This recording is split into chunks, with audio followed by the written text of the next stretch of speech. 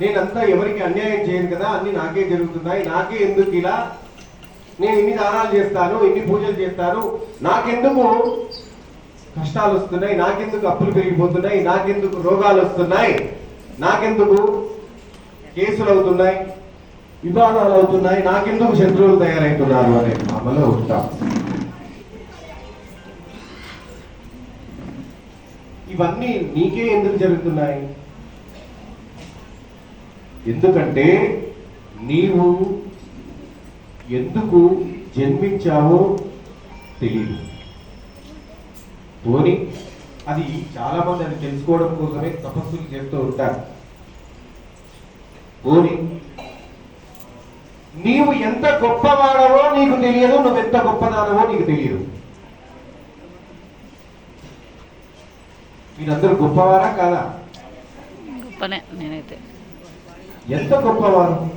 చాలా. మీరు శక్తి ఉన్నవారా కాదా? లేదు. శక్తి ఉన్నవాళ్ళేనా? లేదు. ఎంతటి శక్తి ఉన్నవాళ్ళు? కొంచెం కదా. మిమ్మల్ని మీరు కాపాడుకునేదంత మీకు అంతవరకే తెలుసు. ఎంతో మందిని దాటుకొని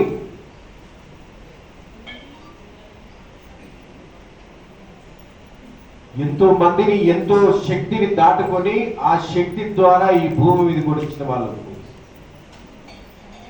ఒక మాతృగర్భం నుంచి పితృగర్భం నుంచి గర్భంలోకి 1,20,00,000 శుక్రకణాలు ప్రవేశిస్తాయి ఒకసారి.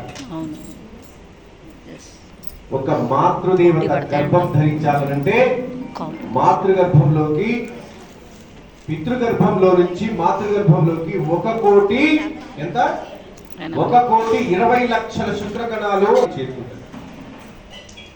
ఆ అండాన్ని చేరుకున్నది గర్భాశయంలోకి వచ్చి ఆ గర్భాశయంలోని ఆ అణువు అండమై అండము పిండమై పిండము శిశువై 9 నెలల తర్వాత గర్భంలోంచి ఈ బహిర్గతమయ్యి గర్భము ఆ శిశువుగా బయటికి వచ్చి ఈ ప్రపంచాన్ని చూస్తుంది.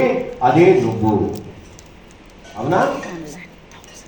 మరి నీతో పాటు పుట్టినటువంటి 1,19,99,999 మంది ఏమైనట్టు?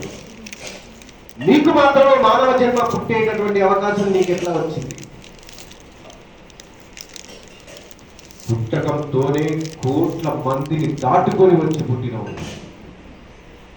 1,00,00,000 మందిలో పరుగు పందెం పెడితే నువ్వు మాత్రమే ఛాంపియన్ అయ్యి భూమి మీదకి వచ్చినావు. Your born winner. పుట్టుకతోనే నువ్వు విజయం సాధించి పుట్టావు. నువ్వు నీకు చేతకాలిది ఏది లేదు.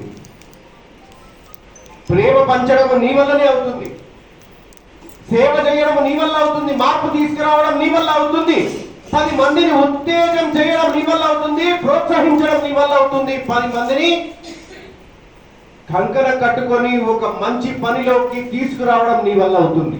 ఇక్కడ ఉన్న అమ్మవారు ఈ రోజు 10 మంది, రేపు 20 మంది, ఆ 20 మంది ఇంకొక 10 మందిని తీసుకొస్తే 200 మంది, 200 మంది, 2,000 మంది, 2,000 మంది ఇంటూ ఒక్కొక్కరు 10 మందిని అన్నా కానీ 20,000 మంది, 20,000 మంది ఇంటూ 10 మంది 2,00,000 మంది. మన సంకల్పం నెరవేరుతుందా లేదా? 1,00,000 మందితో 1,00,000 మంది